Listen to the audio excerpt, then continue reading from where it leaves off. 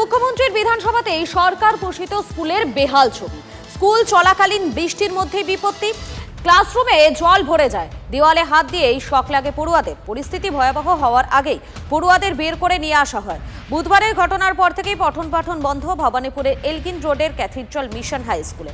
কবে স্কুল খুলবে তা নিয়ে অনিশ্চয়তা। পুরসভাকে এই ভবন সংস্কারের জন্য আবেদন করা হয়েছিল, কিন্তু এখনো পর্যন্ত কিছুই হয়নি। স্কুল বাড়ির ছাদ ভেঙে জল পড়ছে।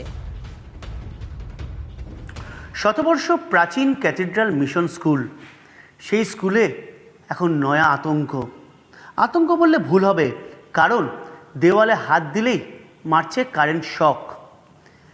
যে বিল্ডিং আমরা দাঁড়িয়ে আছি সেখানে প্রায় প্রতিটি রুমে একই অবস্থা।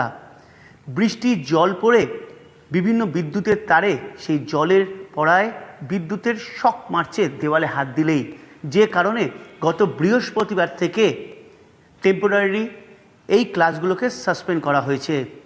মূলত স্কুল কর্তৃপক্ষ চেষ্টা করছে এই প্রিমিসেসে থাকা অন্য একটি বিল্ডিংয়ে সেই স্কুল ক্লাস করানোর চেষ্টা করা হচ্ছে। একাডেমিক সেশন যদি নষ্ট না হয় তার জন্য সোমবার থেকে অল্টারনেটিভ উপায়ে ক্লাস চালু করার।